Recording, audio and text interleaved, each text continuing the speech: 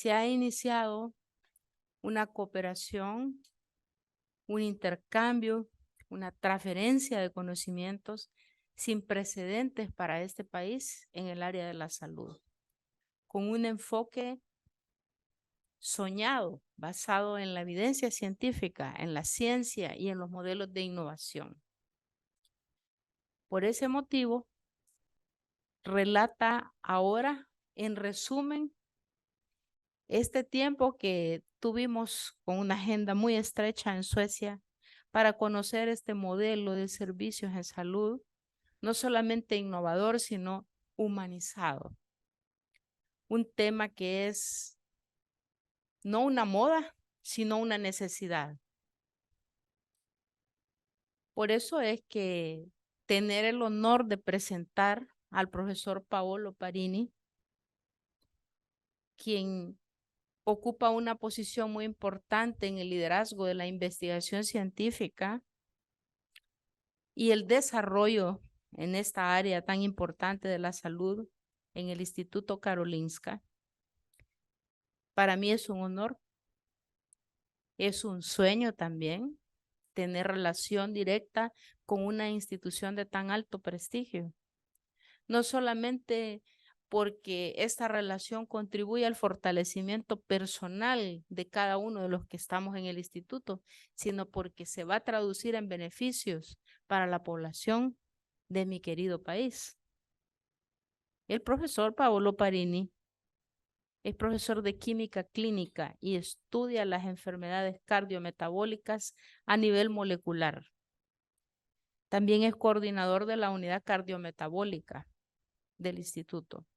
Es director de investigación y desarrollo del Instituto Karolinska y es CMU de una constelación de investigaciones que impulsan la investigación y la educación innovadora e implementable, estrechamente integrada con la atención sanitaria especializada en consonancia con su enfoque translacional.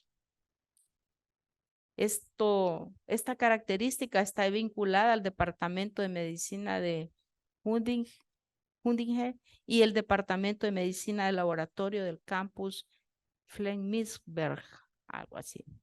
Educación y títulos, pues tiene un montón el doctor, pero hemos querido resumirlos acá. En el Instituto Karolinska, en Estocolmo, Suecia, es catedrático de Química Clínica desde el 2012. También en el Instituto Karolinska es profesor adjunto desde el 2007. En el Instituto Karolinska se doctoró en medicina, doctor en filosofía y medicina interna. Y en la Universidad de Bolonia, Italia, estuvo en la escuela de especialización en gastroenterología y endoscopía digestiva, un tema muy importante para nosotros los salvadoreños, de una escuela que es urgente de fundar. Pues no la tenemos desarrollada como deberíamos, como muchas otras. El doctor también en la Universidad de Bolonia se tituló de médico y su escuela secundaria la hizo en el Colegio Einstein Rimini de Italia. Su posición actual es de director de investigación, educación, desarrollo e innovación en el tema de la inflamación, la infección en el Hospital Universitario Karolinska, que como ustedes ya saben, no tengo que decirlo, es un recinto académico altamente especializado y el más prestigioso de toda la región nórdica. Es profesor de Química Clínica del Departamento de Medicina y del Departamento de Medicina del Laboratorio del Instituto Karolinska y consultor senior del área de pacientes de endocrinología y nefrología en el tema de inflamación e infección. Un tema que a esta servidora le apasiona muchísimo y quienes me conocen saben que así es. Ha publicado una cantidad muy grande de investigaciones relacionadas con los lípidos, la química, la inflamación. Tiene actividades postdoctorales importantes como investigador visitante a laboratorios del profesor Larry Rudel de medicina comparada con la Facultad de Medicina de la Universidad de Wake Forest en Winston-Salem, en Carolina del Norte. Y en junio del 99 a octubre del 24 es investigador de la Unidad de Metabolismo y del Departamento de Medicina de la Universidad. También del Hospital Universitario de Hundinge y de la Nutrición Molecular y del Centro de Nutrición y Toxicología de Novum Karolinska Institutet. Hablar de Karolinska es hablar de una densidad importante de premios Nobel de sus investigadores científicos.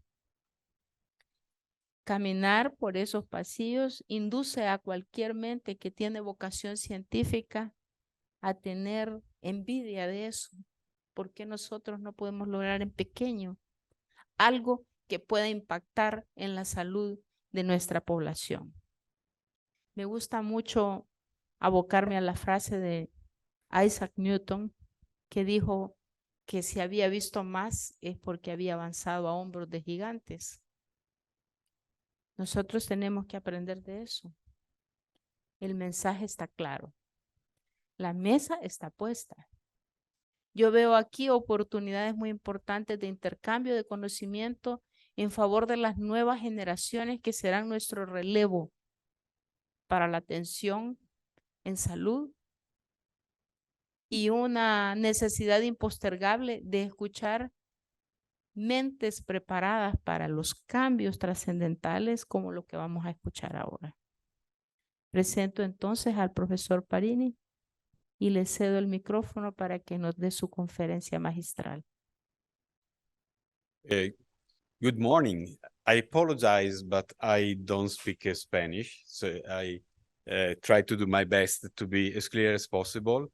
And again, I am honored to be here and really grateful to the Professor Sandoval to give me the possibility to be here, and also to the ambassador to have created these connections. And again, as I used to say, I'm Paolo, just Paolo. I was a researcher that I originally come from Italy, and 32 years ago, I went to Sweden.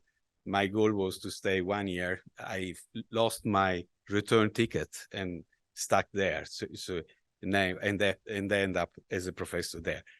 And I need the help to start this one because it doesn't like my finger.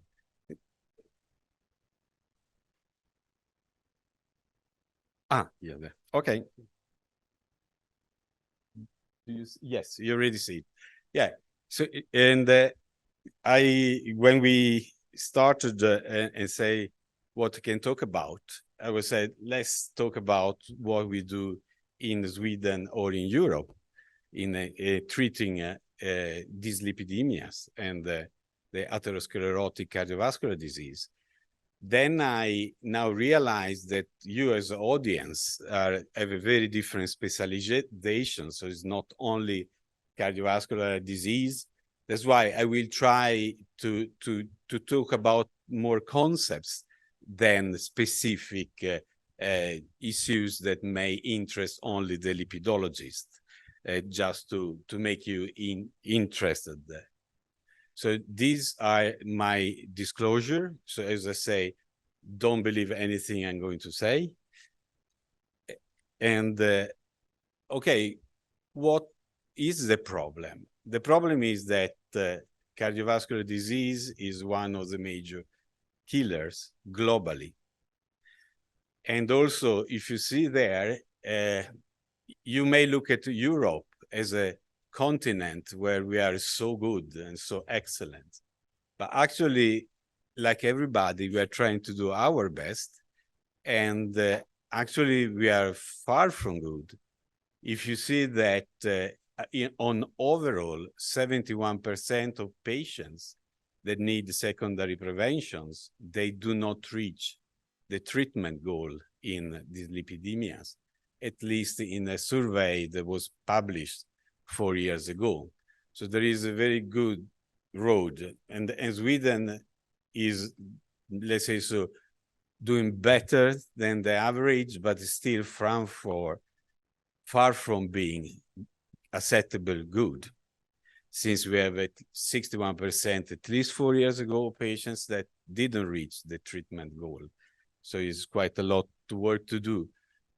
Another take-home message of this slide is that on the top 10 or 12 modifiable factors, risk factor, the majority and the most important one, there is possible to modify them.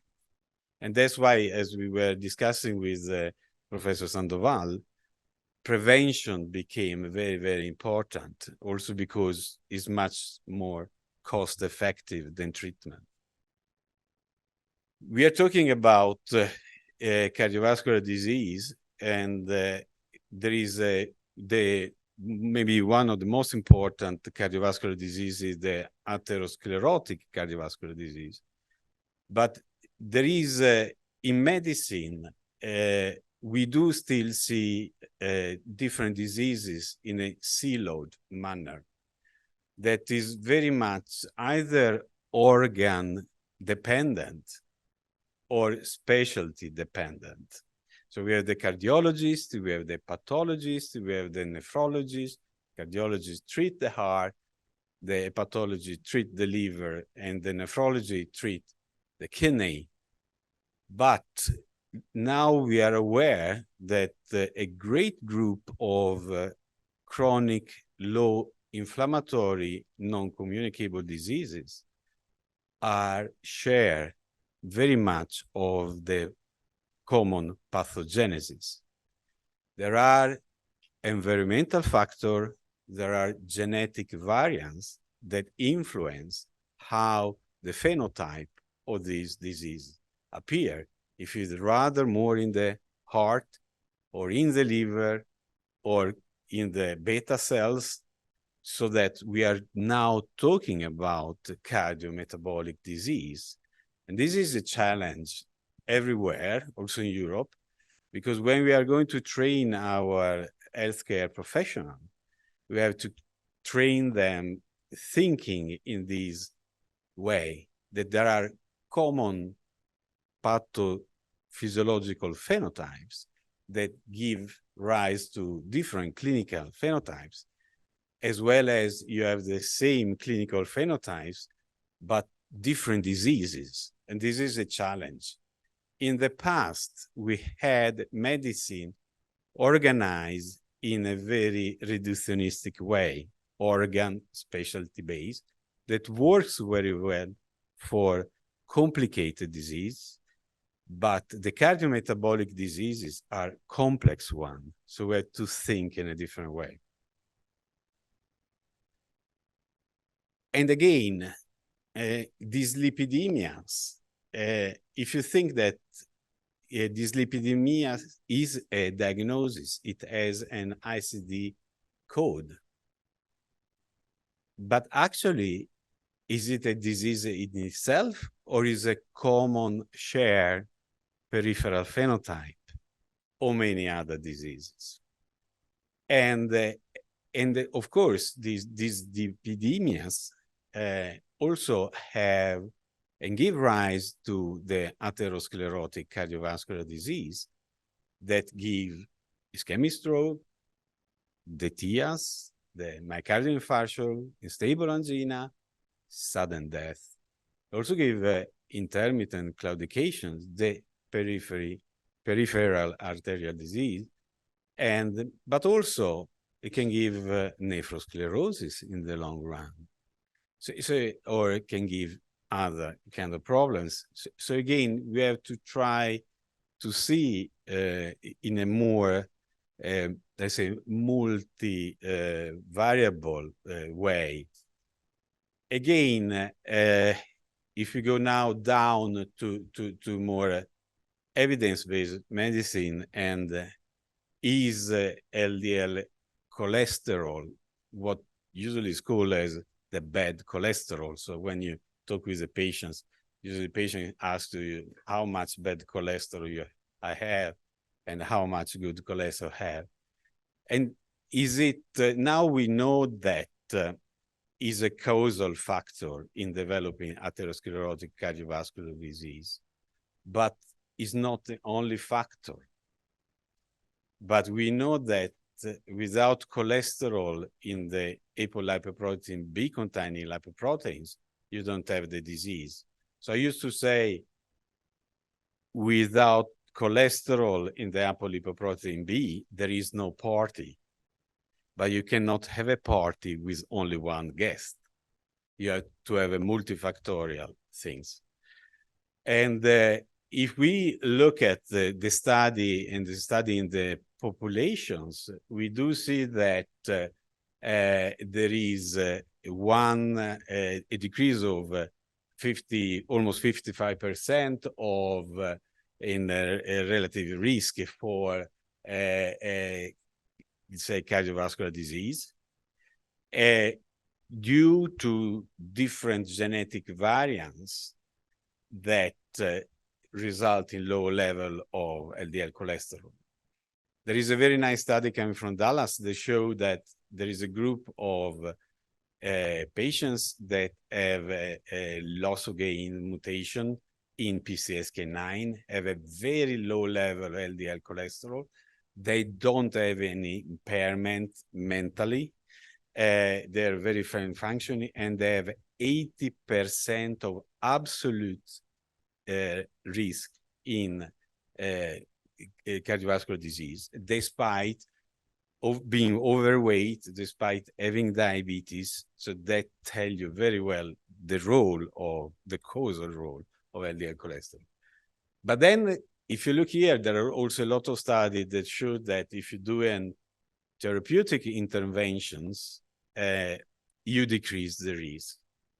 But as you can see there, you see that the genetic study for 1 millimole in decrease in LDL cholesterol, you have decreased in 55% of risk.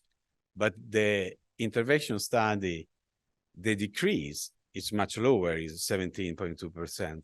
And that's why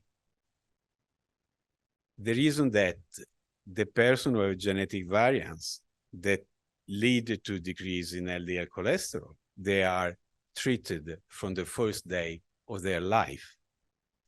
Whereas the therapeutic intervention usually arrive later in life. That's why, again, it's very, very important to think that prevention and education should be done immediately. And also maybe interventions should be done much earlier than we used to think in order to, but also introduce another concept that is the total life cumulative risk. Is a little bit, now I'm not a radiologist, I'm not a specialist in nuclear medicine, and I hope I'm not saying something totally stupid, but you remember me when I was a student where we were discussing about the radiation exposure. After a fixed dose, you get the disease, and doesn't matter if you get in 1 day or in 10 days. That is the same concept in total lifetime cumulative risk. And that's why I tell you sometimes that it's better to intervene, or it's fundamental to educate very early, but intervene maybe earlier with a lower treatment goals that wait that something has happened. So the rest of the talk is a little bit based on the guideline that European Society of Cardiology and the European Atherosclerosis Society came out in 2019. And again, these are the guidelines. And I used to say to my students that the guidelines are not law written in stones, because guidelines talk about populations, talk about intervention, they don't talk about the patients that stay in front of you. So guidelines, that's why I call guidelines, they're not called law. If you don't follow the law follow you. if you don't follow the guidelines, you may harm your patients. That is a different concept. But the guidelines should be the basis of the interpretation how to help the person that is in front of you that has the disease. But that's why you know to know the guidelines very well, because if you don't know that, you cannot interpret on an evidence-based medicine ground. You are an artist, and sometimes you should be an artist of science, but not just a pure artist. As you know, these are the classical, let's say, classes of recommendation that is all over the world, that is for all over the specialty.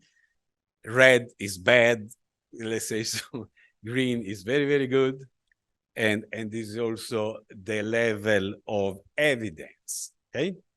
And definitely here, this is also a personal, let's say, criticism. Before down on the stair with Professor Sandoval, we were discussing how you also have to dare to criticize even the law of God, because then there is no evolution.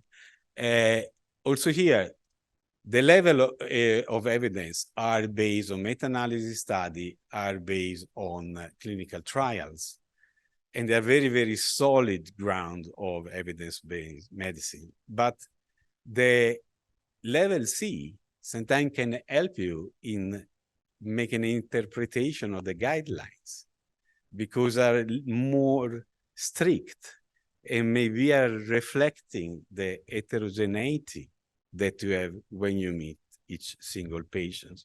So it's not by definition that level C evidence is help you less than a level A.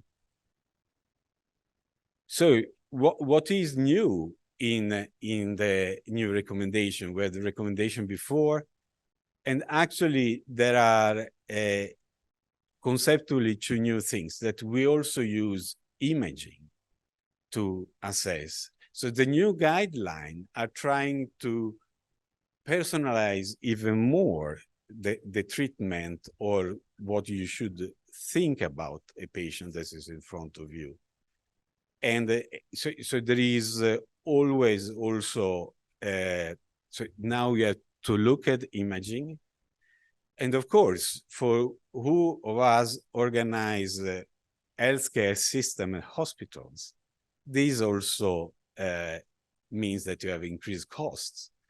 And that's why it requires, from an organizatory point of view, a very clear defined path. Who need the imaging and when the imaging lead to an actions. The other thing is very important that's been introduced. There is another kind of lipoproteins that is called Lp(a).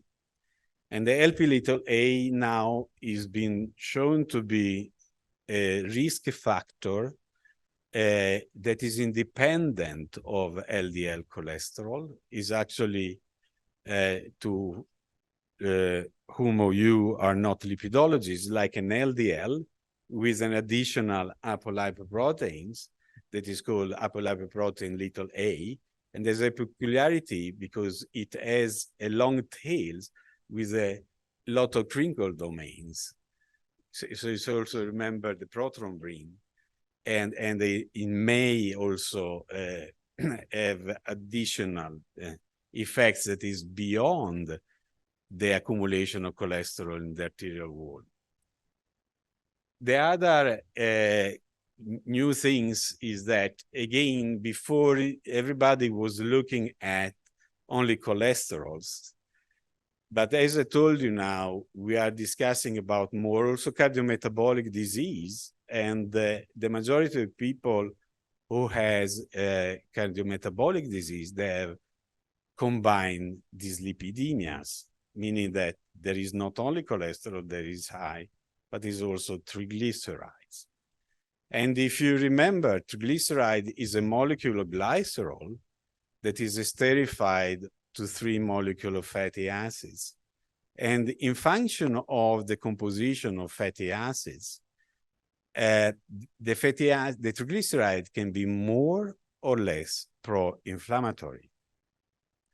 Triglycerides are molecules that are extremely biologically active. They do not accumulate in macrophage in the atherosclerotic plaque. They are rapidly hydrolyzed. But if my triglycerides have pro-inflammatory fatty acids, so for the same amount of cholesterol, I have a worse case if I have inflammation, because it's not either cholesterol or inflammation. They are working together. And that is, I always say when I meet my patients, if I clone you for the same level of cholesterol, if you have a metabolic inflammation, your risk is much higher. And so that's why I give you that the complexity of how to see and treat patients with metabolic disease. And also, there is a genetic monogenic form of hypercholesterolemia that is familial hypercholesterolemia. If you look at different publications, they say that the frequency of heterogeneous familial hypercholesterolemia is 1 patient every 200, 250 patients. In Sweden, we have 1 patient every 330 patients, so a very survey. But also with the help of the Swedish patients organization in familial hypercholesterolemia, we also convince our healthcare, the Minister of Health, to introduce what initially was introduced many years ago in Holland, that is called cascade screening. So when I identify patients who has familial hypercholesterolemia, I'm entitled to investigate all the brothers and sisters and all the siblings, all the children and the children of the children, paid by the state, because identify early who has familial hypercholesterolemia is one of the most cost-effective healthcare interventions. So the other thing is this one, if you look at, I'm going to show you later on a risk tool that is called SCORE. Actually, is already old in its way because we have a SCORE 2. I will tell you the difference. But we have also SCORE 2-OP.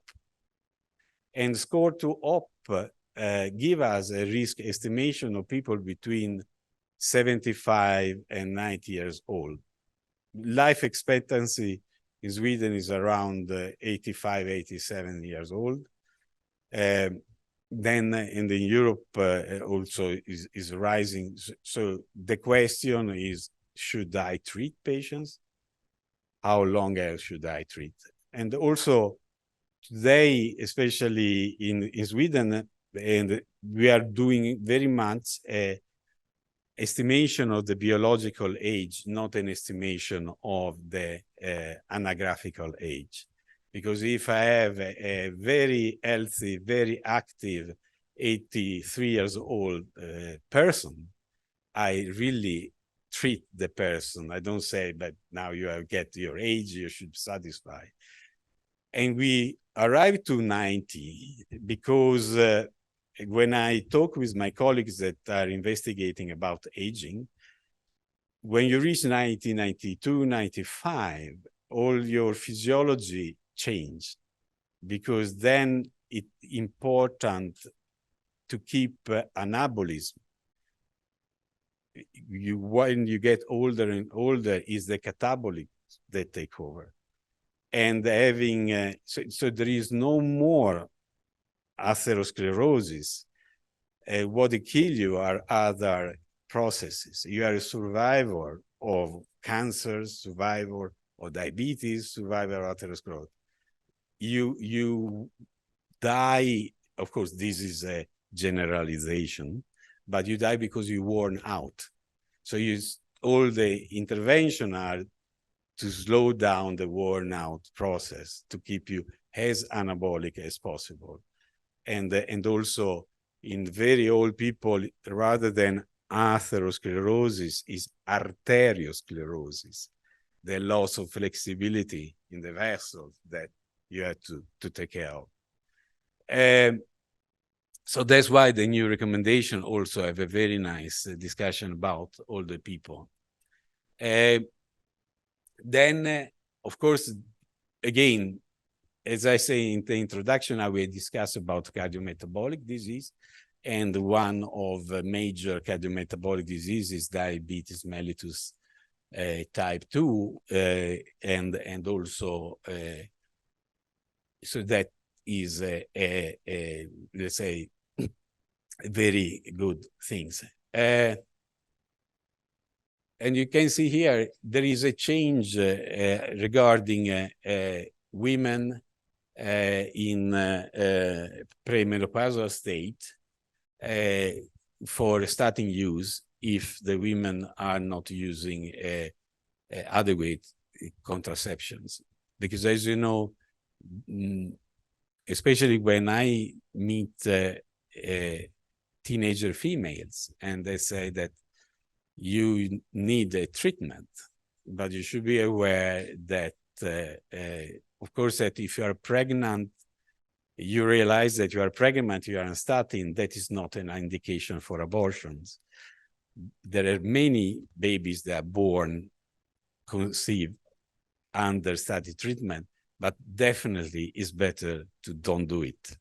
So that's why. And this is also for whom you are dealing with chronic disease. Sometimes it's very difficult to make the patients accept the idea that they need to be treated the rest of their life. But I used to say that think like your tablets, like your toothbrush. You brush your teeth every day, at least we hope. But so it's just a mental attitude. But it's a real one. It can be a problem, especially for a teenager that doesn't want to think I have to take insulin, I have to take the statins. They want to be free, like everybody. So in the guidelines, we have the risk category, and we have the very high risk category, and you see there, and you already see there that we are discussing about something called SCORE. I don't know how much you are familiar with the SCORE. Is the European risk evaluation tools, and you see also that in myself there is FH means that familial hypercholesterolemia with active atherosclerotic cardiovascular disease or another major risk factor that goes very high risk right away. Then you have, very high risk. Then you have high risk, then you have moderate risk, and then you have low risk. And this is core. And if you think that in Europe, we have divided in patients, in countries with high risk and countries with low risk. And you can see there is divided by women and men, smoker, non-smoker, and also there is a systolic blood pressure, but as you can see, total cholesterol. So the risk determination is done on total cholesterol, but the treatment goal are on LDL cholesterol. But today, as I said, there is also SCORE 2 system. So it's a revised system. Then instead of total cholesterol is using non-HDL cholesterol. So why? Because HDL cholesterol is carried in ApoA1 containing lipoproteins, whereas the non-HDL cholesterol is the cholesterol carried in the apolipoprotein B containing lipoprotein, and all the ApoB containing lipoproteins, when their diameter is less than 100 nanometer, can leave the circulation, go into subintimal space, and promote let's say so, and promote atherosclerosis. That's why if you take total cholesterol, you take away HDL cholesterol, and you take away LDL cholesterol, you have what is called remnant cholesterol. And remnant cholesterol is an additional independent causal risk factor, independent of LDL. And actually, a rise in LDL does not cause rise in C-reactive protein, but rise in remnant cholesterol is associated to a rise in C-reactive protein. Why? Because the remnant cholesterol is carried in those particles that are triglyceride rich. So we are going back to the fact that triglyceride and the fatty acid in triglyceride can promote inflammation. So, yes, and you can see here, I mean, the stop is 70. So score 2 OP is based on non-HDL cholesterol. At the Karolinska now, we start to answer in routine laboratory total cholesterol, LDL cholesterol, HDL cholesterol, and non-HDL cholesterol, immediately to be able to look at score 2. If you don't have score 2, if you don't have the HDL, non-HDL cholesterol, and you don't want to calculate by head, you look at the score. But the score 2 OP, again, goes up to 19 years. So that is. So how to interpret the guideline to increase the personalization? Because this is very important. And this is when we are discussing about medical curricula. Now, we that are responsible also for a medical education, we have a very much pressure to transfer a lot of knowledge in a very short time. But sometimes this does not allow us to transfer critical knowledge or how to think, how to interpret. We have very nice PM, checkpoint, diagnostic path, treatment algorithm. But I used to say, I love to go up in the forest and pick up mushrooms. And I'm quite good at it because I have 3 teachers. Because if I would only read the book, How to Pick a Mushroom, I would never dare to pick one because the reality is always slightly different. So that's why also very important to try how to personalize the treatment. And as you can see there, in the y-axis, you have treatment goal. I apologize my ignorance. I don't know if you use mole or mass in cholesterol in Salvador. If you use milligram per deciliter, okay, you use mass.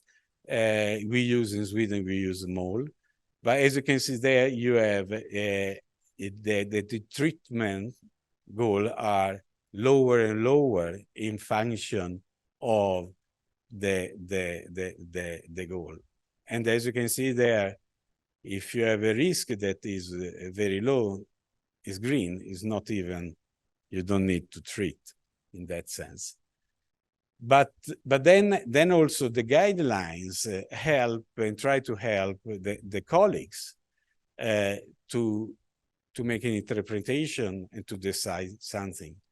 And of course, the first big difference between primary prevention and secondary prevention.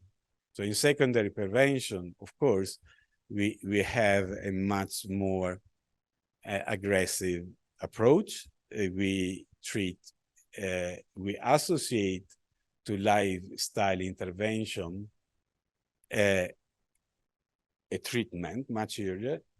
Lifestyle intervention are the ground of treatment, is a part of the treatment. This is the most difficult thing to convey to the patients.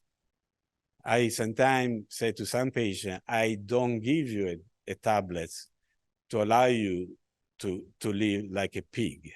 You have to improve your lifestyles. That is always the base of, is unacceptable that you treat a patient without try to help him or her like quitting smoking. And that's why it's very important.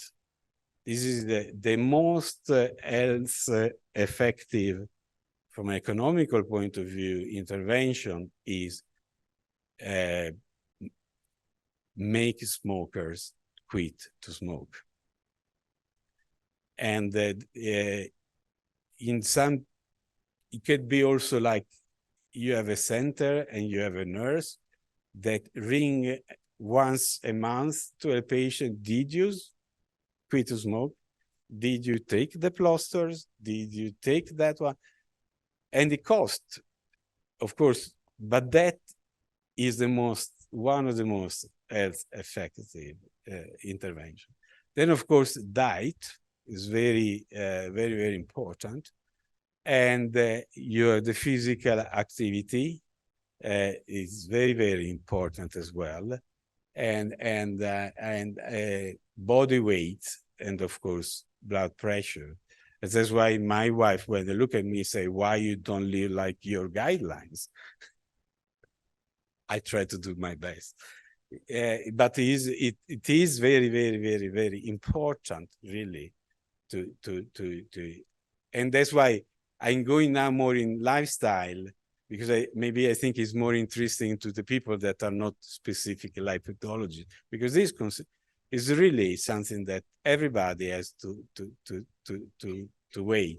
So of course, I think that trans fat, at least in Europe, we have really also in the production, industry production, they really try to keep trans fat low.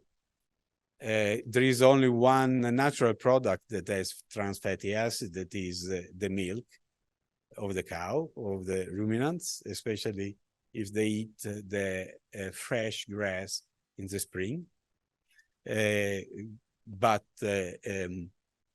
So also that's why milk product and dairy product, not only because of trans fat, but because they have a rich in saturated fat, they should be also reduced and increase dietary fiber, functional food in phytosterols, or let's say so, eat as much vegetables you can, as much. I used to say, put as much color in your dish, because all the different, the beauty of polyphenol is that there is no one polyphenol that make the job, is all polyphenol together. And polyphenols are those substances that give color to fruit and vegetable and give taste to fruit and vegetable. So more color you have in your dishes, bigger is the cocktail of polyphenols. And polyphenols are not only antioxidant, they have anti-inflammatory abilities that is like on the same level of acetaminophen. They also have modify the intestinal microbiota to a better one, and also some polyphenol interact with nuclear receptors, so with transcription factor promoted. So they are very, very beautiful and complex things. And also reduce also dietary cholesterol. But it's so important. For instance, we have a study that says that from Australia said that 1 egg per day is okay. Yes. Now, I don't know here, but in Europe we have a problem because due to all these crazy conflict in the world,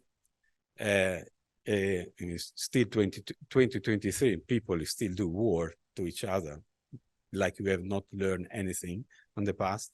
Anyway, costs of life increase a lot. Inflation increase a lot.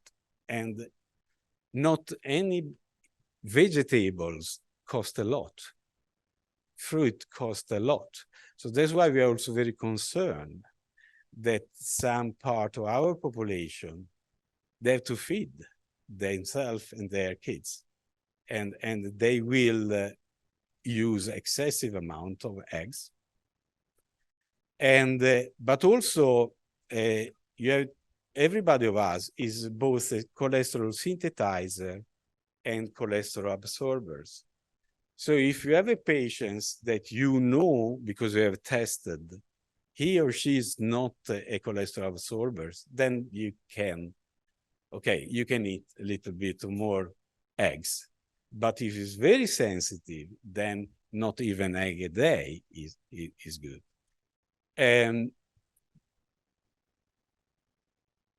And these are the guideline that was given to reduce LDL cholesterol. But since the new guideline also take care of triglyceride, the triglyceride-rich lipoproteins, then it's very, very important to target triglyceride is not only to reduce excessive body weight and alcohol intake, but also you have to have a control of carbohydrate and control of refined carbohydrates, and also the use of polyunsaturated fatty acids. And actually now we know that between DHA and APA is APA that is more important.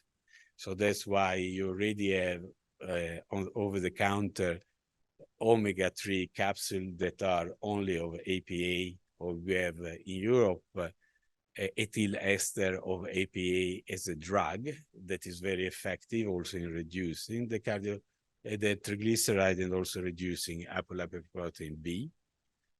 And also you have pharmacological interventions of where, let's say, so I don't want to go too in detail of all this very complex picture, but you have stepwise, when you decide you do your lifestyle changes and you say it's not enough, we have to do therapeutic intervention, or you go in secondary prevention where it's almost automatical that you have to put a treatment.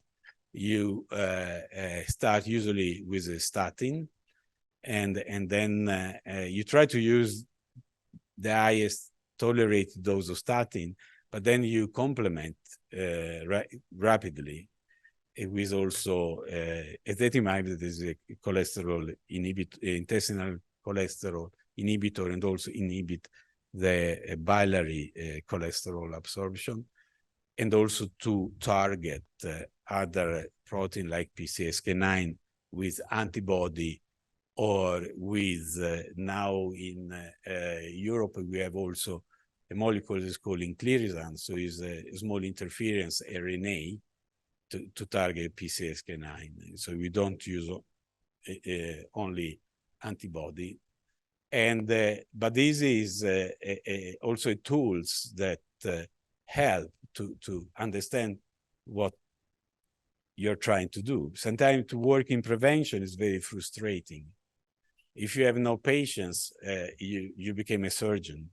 If you have a lot of patients, you do prevention, because maybe if you are successful, you will never see how good you have been, because the patients will never develop the risk, the events, and you will never know if because of you or because of he or herself. So that's why prevention is very difficult. Also to motivate among colleagues. I mean, lipids kill you every day. A broken bone, you see immediately. And again, this is very important also to make understood younger individuals that they come with maybe a risk that is not at their age, actual age, does not reach a treatment, but maybe after 5, 10 years, it needed treatments. And if you go back now to the concept of total life risk, total exposure to cholesterol, then sometimes with some of my patients that are in those situations, we say, shall we start to treat you now maybe with a lower dose, or wait 5 years and go heavily? So this also is something. I rather intervene earlier than later. But also, again, there is sex-related differences, and the sex-related differences are not only concerning LDL cholesterol, but are also concerning the HDL cholesterol, the good cholesterol. So for the same level of HDL cholesterol, is a very big difference if you have a male or a female, a biological male or biological female in front of you. We have now in Europe also transgenders, and then is a challenge because a lot of investigation is going over there, how to, so there is not only sex difference, but there are gender differences that, and we are much less understood the gender difference, how it impact this risk factor.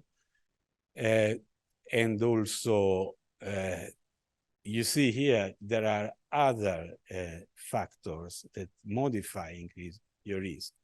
Social deprivation is one of them. And